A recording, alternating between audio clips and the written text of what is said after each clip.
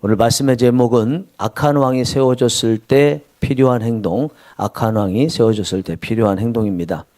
오늘 말씀은 오늘날 대한민국의 정치 상황과 정확하게 일치하는 말씀입니다. 그래서 저는 이 정치 상황을 회피하지 않고 있는 그대로 오늘 말씀을 빗대어서 정확하게 말씀을 드리겠습니다.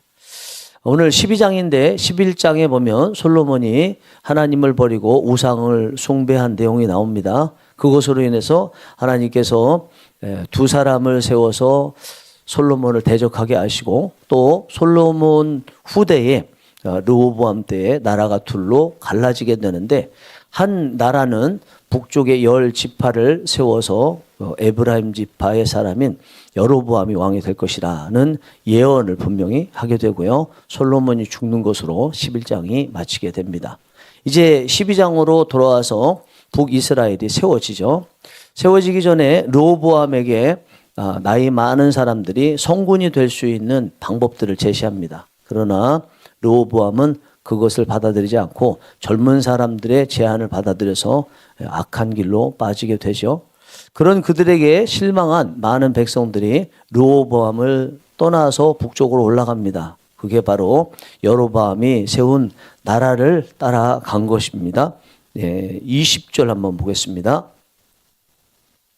온 이스라엘이 여로보암이 돌아왔다 함을 듣고 사람을 보내 그를 공회로 청하여 온 이스라엘이 왕으로 삼았으니 유다 지파 외에는 다윗의 집을 따르는 자가 없으니라. 여기 유다 지파 외에는이라고 되어 있지만 정확히 말하면 베냐민 지파도 남쪽 유다 지파와 함께 남유다를 이루게 됩니다. 나머지 10지파가 북이스라엘의 왕국에 참여하게 됩니다. 르호보암은 이런 나라를 별도로 세운 여로보암과 싸우기 위해서 군사를 모집했습니다. 그리고 싸우러 막 가는데 하나님께서 스마야 선지자라는 사람을 통해서 싸우러 가지 말라 말씀을 하십니다. 24절 보겠습니다. 중요한 말씀입니다. 여호와의 말씀이 너희는 올라가지 말라. 너희 형제 이스라엘 자손과 싸우지 말고 각기 집으로 돌아가라. 이 일이 나로 말미암아 난 것이라 하셨다라 하신지라. 그들이 여호와의 말씀을 듣고 그 말씀을 따라 돌아갔더라. 싸우지 말라. 내가 여로보암을 세운 것은 내가 세운 것이기 때문에 내가 세운 그들과 싸우지 말라 말씀하신 것입니다. 여로보암은 이제 안전하게 나라를 개국할 수 있게 되었습니다. 나라를 개국합니다. 그런데 이상합니다. 하나님을 예배하는 나라를 개국하는 것이 아니라 하나님을 예배하지 못하게 하고 대신 금송아지를 섬기는 나라를 세웁니다. 남쪽 예루살렘에 하나님을 예배하는 예루살렘 성전이 있기 때문에 비록 북이스라엘의 10지파가 모였을지라도 그 사람들이 다 남쪽에 가서 하나님을 예배하게 되면 다시는 안 돌아올 것이라는 인간적인 계산을 하게 됩니다. 내려가지 못하도록 하기 위해서는 북쪽에도 뭔가 예배할 것을 세워야 되겠다고 생각한 거죠. 금송아지 2개를 하나는 이스라엘 그리고 남북 합쳐서도 맨 끝에 있는 단에다 하나 세우고 또 북이스라엘 입장에서는 남쪽 또 남북 전체 합쳐서는 중앙에 해당되는 베델에 하나를 세우고 그곳에 가서 금송아지에게 절을 하라고 합니다. 이때 산당들도 지어놨습니다. 산당들은 성전이 지어지기 전에 성막을 갖다 놓는다든지 아니면 성막에 있는 일부 물건을 갖다 놓고 하나님을 예배하는 그런 역할을 다윗 때 했지만 이후에 계속 우상숭배의 온상이 되었습니다. 그리고 제사를 지내는데 레위인을 지킨 것이 아니고 일반 사람들을 세워서 제사를 지내도록 여로보암이 했습니다. 30절 31절입니다. 이 일이 죄가 되었으니 이는 백성들이 단까지 가서 그 하나에게 경배함이더라. 그가 또 산당들을 짓고 레위 자손 아닌 보통 백성으로 제사장을 삼고. 어떠십니까? 빨리 지나갔지만 화도 나고 답답하기도 하고 질문들이 막 쏟아지지 않아요? 여러 가지 질문들이 나올 텐데 제가 질문 3가지를 한번 생각해 봤습니다. 첫 번째 질문은요. 왜 솔로몬의 죄로 인해서 이제 르호보암이 나라를 세울 때 하나님께서 그를 징계하기 위해서 세운 왕이 여로보암 우상 숭배를 하는 사람이냐 하는 것이 첫 번째 질문이 나올 거라고 생각해요. 깊이 읽으면 나올 수밖에 없어요. 그렇게요. 하나님께서 솔로몬이 죄를 지었다면 그것도 하나님을 버린 영적인 이유라면 대안으로 세워야 될 사람이 영적으로 온전한 사람이어야 되는데 우상 숭배를 하는 사람이 세워졌다면 여우를 피하려다가 호랑이를 만난 꼴이 된 것이 오늘 본문에 나와 있는 여로보암의 모습입니다. 두 번째는 백성이 무슨 죄가 있느냐는 것입니다. 백성은 아무 죄도 없습니다. 그냥 여로보암을 따라갔는데 그가 우상 숭배를 하는 바람에 자신들도 다 우상 숭배를 할 수밖에 없는 상황에 몰리게 된 거죠. 이럴 때 백성들은 어떻게 해야 되느냐라는 것입니다. 세 번째는 이런 모습 가운데서 자꾸 왜 우상 숭배하는 여로보암과 그리고 북이스라엘을 치려고 르호보암이 군사를 모집했는데 왜 하나님께서는 그것을 막으셨냐라는 것입니다. 쳐야 마땅한데. 네 번째, 이런 상황에서 우리 대한민국 교계는 또 성도와 목회자는 어떻게 해야 될 것인가, 이 네 가지에 대한 것입니다. 이것에 대해서 각각의 답을 드리겠습니다. 첫 번째, 솔로몬의 배교에 대해서 하나님은 왜 그것을 징벌하고 또 대안으로 제시하시기를 여로보암을 세우셨는데 그가 하나님을 버리고 우상을 숭배하는 사람이냐라는 것입니다. 하나님께서는 여로보암이 우상 숭배할 것을 모르셨을까 전지하신 분인데 라는 거죠. 자, 여기서 일단 하나님께서 여로보암을 북이스라엘의 왕으로 세우실 때는요, 여로보암에게 하나님을 잘 섬길 기회를 주신 거예요. 여로보암이 이미 우상 숭배를 한 사람인데 우상 숭배하는 그를 왕으로 세우신 것이 아니라 그 아직 우상 숭배하기 전까지는 하나님은 그에게 하나님만 섬길 수 있는 기회를 주시고 그로 인해서 그의 나라가 다윗의 나라처럼 영원하기를 원하신 겁니다. 그에게 일종의 큰 기회를 주신 거죠. 열왕기상 11장 37절에서 38절까지입니다. 지난 장이죠. 내가 너를 취하리니, 너는 여기서 너라는 것은 여로보암을 말해요. 내가 너를 취하리니 너는 네 마음에 원하는 대로 다스려 이스라엘 위에 왕이 되되 네가 만일 내가 명령한 모든 일에 순종하고 내 길로 행하며 내 눈에 합당한 일을 하며 내 종 다윗이 행함같이 내 율례와 명령을 지키면 내가 너와 함께 있어 내가 다윗을 위하여 세운 것 같이 너를 위하여 견고한 집을 세우고 이스라엘을 네게 주리라. 이해되셨죠? 네. 하나님께서 여로보암을 세우신 것은요, 우상 숭배를 하는데도 세우신 것이 아니고 그에게 다윗과 같은 왕국을 이루라고 기회를 주신 것입니다. 그런데 여로보암은 하나님을 버리고 우상을 오히려 만들면서 하나님께 죄를 지었습니다. 하나님께서 이것을 모르셨겠느냐? 아셨습니다. 그런데도 왜 세우셨을까요? 미래에 그렇게 될 것을 아시면서도 세우신 것은 하나님의 섭리를 이루셔야 되기 때문이죠. 아브라함 때부터 쭉 주셨던 그 약속의 말씀들이 하나씩 하나씩 세워지는 것입니다. 그렇게 말하면 하나님께서 아시기 때문에 안 세워야 된다 그러면 우리 중에 누가 하나님의 자녀로 세움받고 요직에 올라갈 수 있겠습니까? 현재 상태에서 문제가 없다면 하나님은 세우실 수밖에 없고 그것을 통해서 본인들의 한 역할에 대해서 따라서 하나님의 섭리가 실제로 이루어지는 거죠. 두 번째, 백성들은 무슨 죄가 있느냐라는 것입니다. 여로보암을 왕으로 해서 따라간 죄밖에 없는데 그 왕이 우상 숭배를 하는 바람에 백성들도 우상 숭배를 할 수밖에 없죠. 이게 아픈 부분이에요. 안타까운 부분이기도 합니다. 어쨌든 간에 왕이 누구냐에 따라서 신앙을 온전히 가질 수 있고 지킬 수 있느냐 그렇지 않느냐가 결정되기 쉽습니다. 좋은 왕이라면 신앙이 없는 사람도 왕에 따라서 신앙을 가질 가능성이 많이 있는데 오늘 본문에 나와 있는 여로보암 밑에 있다면 신앙을 가진 사람도 지키기가 어렵다는 거죠. 참 아픈 부분입니다. 그런데 여러분, 오늘 여로보암에게 함께 있었던 이 백성들은요, 여로보암이 강제로 자신을 따르라고 했던 사람들이 아닙니다.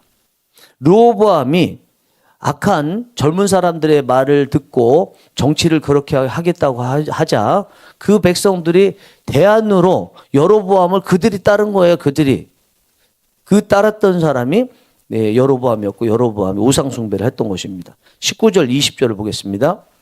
이에 이스라엘이 다윗의 집을 배반하여 오늘까지 이르렀더라. 온 이스라엘이 여로보암이 돌아왔다 함을 듣고 사람을 보내 그를 공회로 청하여 온 이스라엘의 왕으로 삼았으니 유다 지파 외에는 다윗의 집을 따르는 자가 없으니라. 여기 보시면 온 이스라엘이 그랬죠. 이스라엘 백성들이 자발적으로 그랬습니다. 또 앞의 내용을 보면 르호보암이 젊은 사람들의 나쁜 의견을 받아들였다고 할 때 그들이 떠났다는 또 내용 나와요. 결국은 여로보암이 문제이긴 하지만 그 여로보암을 따랐던 것은 백성들이 실제로 했던 것입니다. 그렇지만 여로보암을 따랐는데 여로보암이 우상 숭배를 해요. 우상 숭배를 할 줄 알고 따른 건 아니겠죠. 그냥 따랐습니다. 그런데 우상 숭배합니다. 결국 그 우상 숭배하는 여로보암 때문에 신앙을 지키기도 신앙을 갖기도 어려운 상황이 됐기 때문에 이 또한 여로보암의 문제고 이 또한 하나님의 문제죠. 하나님의 문제. 그렇지만 이런 가운데서 신앙을 지키려고 한 사람들이 있습니다. 신앙을 지키기 위해서 여로보암의 북이스라엘을 버리고 남유다로 내려와서 예배를 드리고 또 르호보암을 도와서 나라를 강성하게 한 사람들이 있습니다. 역대하가 오늘 본문에 나와 있는 내용 평행구절로 같이 나와 있는데 11장 13절에서 17절까지 말씀 전체를 읽어드리겠습니다. 온 이스라엘이 북이스라엘입니다. 제사장들과 레위 사람들이 그들이 모든 지방에서부터 르호보암에게 돌아오되 레위 사람들이 자기들의 마을들과 산업을 떠나 유다와 예루살렘에 이르렀으니 이는 여로보암과 그의 아들들이 그들을 해임하여 여호와께 제사장의 직분을 행하지 못하게 하고 여로보암이 여러 산당과 수렴소 우상과 자기가 만든 송아지 우상을 위하여 친히 제사장들을 세움이라. 이스라엘 모든 지파 중에 마음을 굳게 하여 이스라엘의 하나님 여호와를 찾는 자들이 레위 사람들을 따라 예루살렘에 이르러 그들의 조상들의 하나님 여호와께 제사하고자 한지라. 그리하여 3년 동안 유다 나라를 도와 솔로몬의 아들 르호보암을 강성하게 하였으니 이는 무리가 3년 동안을 다윗과 솔로몬의 길로 행하였음이더라. 악한 여로보암 밑에 있었습니다. 그것이 하나님께서 주셨던 그런 계획이었기 때문에 그들 안에 있다는 것은 하나님 책임이고 여로보암 왕의 책임이라고 볼 수 있습니다. 그렇지만 그런 가운데서도 자신들의 신앙을 지키기 위해서 그곳을 떠나서 신앙을 지킬 수 있는 예루살렘 성전으로 왔다는 거예요. 신앙이라는 것은 공동체의 영향을 받을 수밖에 없습니다만 그러나 최종적인 신앙의 결과는 자신들의 선택한 몫이라는 것입니다. 우리는 분명히 신앙에 대해서 알아야 됩니다. 신앙은 개인적인 것입니다. 공동체와 상관이 없어야 됩니다. 공동체에 의존하지 말아야 됩니다. 세 번째입니다. 왜 우상 숭배하는 여로보암과 북이스라엘을 치려고 하는 그 남유다의 르호보암을 하나님께서 스마야 선지자를 통해서 막으셨냐는 것입니다. 오히려 그렇게 영적으로 악한 여로보암이라면 하나님께서 오히려 사람을 세워서 조직을 편성해서 치라고 하셨어야 마땅할 것 같은데 저절로 그런 사람들이 세워졌으면 내버려 두시지 왜 막으셨냐라는 것입니다. 왜 그러셨을까요? 그 여로보암을 하나님께서 세우셨기 때문이죠. 아까 중요하다고 하면서 읽었죠? 이는 내가 세웠기 때문이라 말씀하셨죠? 하나님께서 세운 여로보암 왕인데 그 여로보암 왕이 악하다고 해서 르호보암이든지 누구든지 대적하면 무슨 형국이에요? 하나님이 여로보암을 세우셨다는 하나님의 주권을 인정하지 않는 것이 되는 거죠. 아무리 악한 사람이라도 하나님께서 세우셨다면 하나님 것이고 하나님께서 책임져서 이끌어 가시는 것입니다. 그거에 대해서 반대하고 봉기를 일으키고 끌어내리려고 하는 그런 모습은 결국은 하나님의 주권을 인정하지 않겠다는 것입니다. 하나님, 당신을 못 믿겠습니다 라고 하는 것이 되기 때문에 하나님께서 여로보암을 치려고 하는 르호보암의 모습을 막으셨던 것입니다. 여러분 실제로 여로보암은 하나님께서 세우시고 하나님께서 그의 악을 보시고 치셨어요. 역대하 13장 20절에 보면 아비야 때에 여로보암이 다시 강성하지 못하고 여호와의 치심을 입어 죽었고 하나님께서 직접 치신 거예요. 더 무서운 게 있습니다. 그의 후손들에 대한 하나님의 징계였습니다. 열왕기상 13장 11절에 나와 있는데 여로보암에게 속한 자, 그의 가문을 말하는 거죠. 성읍에서 죽은즉 개가 먹고 들에서 죽은즉 공중의 새가 먹으리니 이는 여호와께서 말씀하셨음이니라 하셨나니. 여러분 무섭죠? 사람이 하는 것은 기껏해야 나 자신 하나 뭐 어떻게 해를 끼칠 정도일지 모르지만 하나님께서는요 많은 세대까지 이렇게 징계를 주실 수 있고 또 지옥에까지도 멸하실 수 있다는 것을 분명히 이렇게 보여주고 있는 거예요. 그러니까 하나님께서 세우신 사람들이라면 그 사람들은 하나님께 맡겨야 되는 것입니다. 넷째, 오늘날 주시는 메시지가 이것을 통해서 무엇이냐? 이재명 대통령과 범여권과 그리고 이재명 대통령 범여권보다 어쩌면 더 나쁠 수 있는 뒤에서는 야권으로 괜찮은 것처럼 보였지만 실질적으로는 더 악취가 나는 범야권의 사람들 또는 정치적이 아니라 할지라도 개인적으로 또 우리도 마찬가지죠. 이런 사람들을 향해서 하나님께서 주시는 본문을 통한 메시지가 뭐냐라는 것입니다. 지도자는요. 다 하나님이 세우셨습니다. 그것을 성경에서 드러내신 말씀하신 왕들 같은 경우 지도자들도 있지만 그렇게 하나님께서 세우셨다고 말씀하지 않은 지도자들도 있지만 다 지도자는 하나님이 세우셨습니다. 로마서 13장 1절 2절에 보면 각 사람은 위에 있는 권세들에게 복종하라. 권세는 하나님으로부터 나지 않음이 없나니 모든 권세는 다 하나님께서 정하신 바라. 그러므로 권세를 거스르는 자는 하나님의 명을 거스름이니 거스르는 자들은 심판을 자취하리라. 디모데전서 2장 2절입니다. 임금들과 높은 지위에 있는 모든 사람을 위하여 기도하라. 이때 높은 지위에 있는 로마의 황제는 누구였는지 아세요? 네로 황제였습니다. 기독교인들을 이 로마 시내를 불태우고 기독교인들이 그랬다면서 엄청나게 박해했던 기독교 역사에서 가장 강력한 박해자였던 네로 시대 때 사도 바울은 임금들과 즉 네로 황제를 포함해서 높은 지위에 있는 모든 사람을 위하여 기도하라. 싸워라. 무력봉기를 일으켜라. 무력봉기는 아니더라도 데모하면서 우리가 끌어내려야 한다라고 세를 집중하라. 모아라. 이렇게 말씀하지 않으셨다는 것입니다. 결국은 모든 지도자는 하나님께서 세우셨다는 전제가 들어가 있다는 것입니다. 그런 지도자들은 사람들은 뭐 어떻게 하고 싶겠지만 그렇지 않고 하나님께서 모든 이 지도자들을 다스리시기 때문에 하나님께 맡겨야 된다는 거죠. 그런 대표적인 제대로 했던 인물이 누가 있습니까? 다윗입니다. 다윗은 자신을 죽이려고 하고 또 엔돌에 점치는 여자에게 영혼을 불러서 초혼제를 지냈던 것 같은 일을 했던 사울, 그리고 제사장 85명을 죽였던 악한 사울을 죽일 수 있음에도 불구하고 두 번이나 살렸습니다. 이유는 뭔지 다 아시죠? 그 사울왕은 악하지만 하나님께서 세우셨다는 것을 알고 있었기 때문입니다. 남북이 갈라진 이후에 바하사 왕이라든지 예후 왕도 마찬가지입니다. 그들에게 직접 가서 세우시겠다고 말씀하셨습니다. 세우신 그들이 악한 왕이었습니다. 하나님을 떠났습니다. 그런 그들을 끌어내리라고 누구를 세우지 않으셨습니다. 하나님께서 직접 그들을 징계하셨습니다. 초대교회 성도들은 네로, 도미티안, 디오클레티안 이런 악한 왕들로부터 극심한 박해를 받았습니다. 하지만 그들은 무력봉기는 고사하고요. 비폭력 이런 것도 하지 않았습니다. 그들을 끌어내리는 이런 어떤 일도 하지 않았습니다. 대신 기도하고 순교당하고 복음을 전하는 일만 했습니다. 그 결과 기독교가 이겼습니다. 하나님께서 직접 악한 이들을 처리하셨기 때문입니다.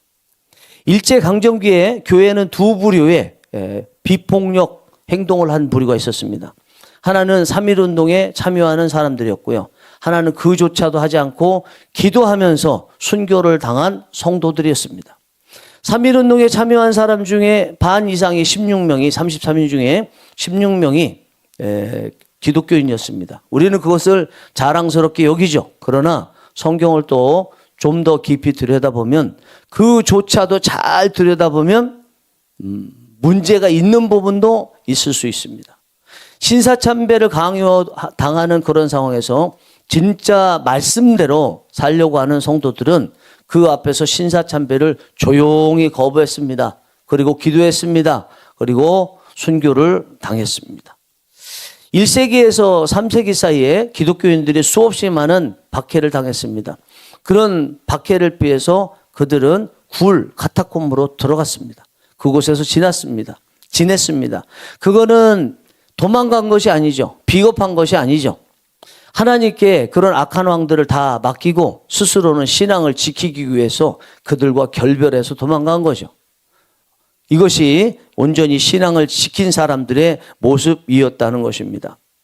오늘 본문에서 이런 악한 왕 여로보암을 제거하려는 남유다의 움직임을 막으신 하나님처럼 오늘 우리 대한민국 상황에서 이재명 대통령을 비롯한 범여권과 그와 비슷한 사람들의 모습 앞에서 우리가 취해야 될 행동은 무엇인가 분명히 나왔죠. 우리가 그들에게 가서 그 자리를 끌어내리려고 하는 행동, 폭력을 행하지 않는다고 해서 괜찮은 게 아닙니다. 피켓 들고 데모하면서 가면서 계속 내려와라, 그리고 내려와야 된다 하는 기독교계의 모습이 과연 오늘 말씀해 보니까 옳은가요, 옳지 않은 건가요? 말씀을 들으니까 옳은 건가요, 옳지 않은 건가요? 여러분, 성경은 분명히 있는데 돌아가는 모습 보고 그 돌아가는 모습 중에 다수가 행동하니까 성경하고 반해도 그게 옳을 것 같은 심증적인 마음을 가지고 성경에 반하는 일들을 행하면 분명히 안 되겠죠. 왜 이재명 대통령을 비롯해서 잘못된 정치인들 또 사법부에 있는 사람이든지 아니면 우리 일상의 지도자들을 끌어내리는 이 일들 하지 말아야 될까요? 오늘 말씀 보니까, 그리고 제가 성경을 제시했던 다른 구절들을 보니까 왜 그러지 말아야 될까요? 그 지도자들을 하나님이 세우셨거든요. 하나님이 세우신 사람들을 끌어내리려고 하는 모습, 끌어내리기 위해서 내려와라고 하는 그런 모습들은 결국은 하나님의 주권을 인정하지 않는 거죠. 심판을 자취하리라, 이렇게 로마서 13장 1절 2절에서 분명히 말씀했지 않습니까? 우리 성경에 나와 있는 세례 요한, 엘리야, 수없이 많은 선지자들은요, 이런 악한 지도자들 모습, 왕들의 모습을 보면서 어떻게 했을까요? 그들은 나서서 하나님 말씀을 전했습니다. 일침을 가했습니다. 하나님 말씀은 이렇습니다. 심판을 받을 것입니다. 전했습니다. 그게 끝입니다. 지속적으로 피켓 들고 가듯이 당신들 내려와야 된다, 그 권위에 대해서 불순종하는 모습, 권위를 불인정하는 모습, 그런 얘기는 하지 않았습니다. 그저 하나님의 말씀을 단편적으로 한두 번 전하는 것으로 그치었지 그들의 권위 자체를 인정하지 않는 그런 모습은 하나도 없었습니다. 세례 요한 보십시오. 헤로드 왕에 대해서 잘못한 것에 대해서 말만 했지 그의 권위 자체를 불인정하는 모습 성경에 어디에 있습니까? 없습니다. 오늘날 우리가 굳이 뭔가를 해야 된다면 뭘 해야 될까요?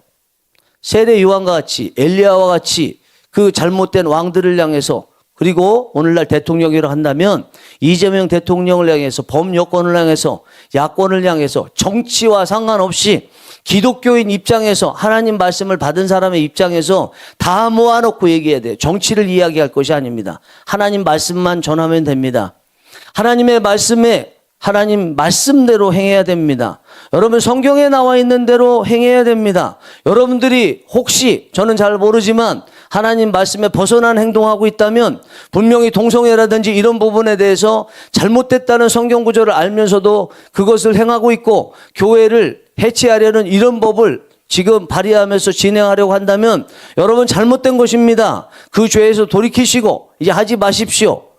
이런 말을 전해야 되는 거죠. 굳이 해야 된다면 대통령 내려와야 된다, 대통령 끌어내려라, 이런 모습이 우리가 해야 될 모습은 분명히 아니라는 것입니다. 여러분, 지금 대통령만 문제인가요? 우리는 문제 아닙니까? 우리 각자 다 보면 다 문제 있다는 것입니다. 지금 우리가 해야 될 것은 정치 이야기를 들려줘야 될 것이 아닙니다. 정치적으로 뭐가 잘못됐다, 그것을 들려줘야 될 것이 아니죠. 지난번에 특별 새벽기도에서 덩케르크 사건 말씀드렸죠. 프랑스의 덩케르크에 영국 군인들과 또 연합 군인들이 갇혀 있을 때 영국의 조지 6세가 기도했던 내용 말씀드렸죠. 거기에 나라를 구원해달라. 아니면은 저 스탈린 러시아죠. 소련을 어떻게 멸망하게 해달라. 그런 내용 하나도 없었. 독일을 멸망하게 해달라. 그런 내용 하나도 없었죠. 그저 우리의 죄를 용서하여 주옵소서. 이런 내용이었다는 것도 우리는 분명히 알아야 될 줄 믿습니다. 여러분, 우리 교회가 뭔가요? 교회는 정치 이야기를 하는 곳이 아닙니다. 저도 몇 번은 했지만 생각해 보면 교회는 정치 이야기를 하는 곳이 아닙니다. 어떤 분들은 교회가 정치 이야기를 하지 않고 정치적으로 성경에 오입된 그런 정치를 하고 있는 이들에 대해서 교회가 말하지 않으면 누가 말할 것이냐 이렇게 말씀하시는데, 그런 분들은 성경을 몰라서 하는 말입니다. 그런 분들은 복음을 몰라서 하는 말입니다. 교회가 뭔가요? 정확하게 얘기하면 기독교회입니다. 기독교회. 기독교가 뭔가요? 크리스티애니티입니다. 예수 그리스도를 전하는 곳입니다. 예수 그리스도를 왜 전하냐? 영혼 구원을 받아야 되기 때문인데, 영혼 구원을 받을 수 있는 방법은 예수님밖에 없기 때문이죠. 교회는 영혼 구원을 위해서 예수 그리스도만이 구원자이기 때문에 그 예수 그리스도를 전하라고 특정해 놓은 곳입니다. 다른 곳에서도 예수 그리스도를 말할 수 없지만 하나님께서 특별히 하나님이신 예수님의 입술로도 교회를 세우신다고 말씀하신 이 교회가 그 역할을 감당하지 않으면, 그것을 위해서 특정해서 세우신 곳이 아닌 다른 곳에서는 얼마나 그 교회의 역할, 예수 그리스도의 구원의 역할을 감당하겠습니까? 우리도 하는데 누가 하겠습니까, 이 일을? 거의 못하죠. 교회는요, 무슨 일이 있어도 예수 그리스도를 전하는 것입니다. 예수 그리스도만이 구원자 되십니다. 천국은 예수 그리스도로만 갈 수 있습니다라고 전해야 되는 것이 교회입니다. 만약에 교회가 다른 여러 가지 문제가 있어서 그것들을 다루기 위해서 설교하는데 또 여러 가지 성경 말씀을 전하든지 하는 그곳에서 예수 그리스도를 전하지 않는다면, 바른 것을 전해서 정치적으로 옳은 것을 전해서 바르게 만들고 오르게 만든다면 그런 사람들 결국은 바른 지옥 가는 자, 옳은 지옥 가는 자가 되겠죠. 예수님을 믿지 않고 어떻게 천국에 가겠습니까? 아무리 깨끗하다고 말하고 바르다고 말하고 사법부에 옳거든 또 법관이라고 말한다 할지라도 예수 그리스도를 믿지 않는 사람들은 다 지옥에 가는 것입니다. 우리는 지옥 가는 사람들을 양산하는 것이 아니라 천국 가는 사람들을 만들기 위해서 세워진 곳입니다. 여러분 정말 명심해야 됩니다. 수없이 많은 신학사상 가운데 있는데 이 가운데서 우리 교회가 해야 될 역할, 이 설교단에서 목회자가 해야 될 말, 그것이 무엇인지를 분명히 알아야 됩니다. 요즘에 유명하다고 하는 목사님들, 말씀에도 은혜가 된다고 하는 목사님들 정치와 야합해서 지금 나와서 하고 있고, 기독교인 맞다, 참다운 기독교인 같은데 하는데 정치 집단에 들어가서 대통령 끌어내리고, 그로 인해서 로마서 12장 1절에서 2절, 13장 1절에서 2절 말씀, 또 디모데전서 2장 2절의 말씀을 어기고 있다는 것을 모르고, 그리고 요한계시록에 나와 있는 에베소 교회 같이 사랑 없는 그런 모습을 보이면서 촛대를 내게서 옮기리라 말씀하신 두려운 말씀을 전혀 마음에 새기지 않는 분들, 여러분 절대로 따라서는 안 됩니다. 그분들도 어떻게 해서 제 설교를 들을 수 있다면 그곳에서 돌이킬 수 있어야 됩니다. 우리는 목회자이지 정치인이 아닙니다. 정치인 하기 위해서 따로 하나님께서 세워준 집단들이 있습니다. 그 역할은 그들이 하면 되는 것이고, 우리 목회자들은 예수 그리스도를 전해야 됩니다. 예수 그리스도 때문에 죽을 수 있어야 되고, 예수 그리스도 때문에 핍박을 받아야 되지, 정치 때문에 죽어야 되고 정치 때문에 핍박을 받아서는 안 됩니다. 그것은 결코 순교가 아닙니다. 정치 입장에서 순교일지 모르지만 신앙적 입장에서, 하나님 입장에서 순교라고 말할 수 없고 박해를 받았다고 절대로 말할 수 없습니다. 사랑하는 성령이 일하시는 교회 교우 여러분, 어제 수요 사경에 대해서, 성경에 대해서 말씀을 전했습니다.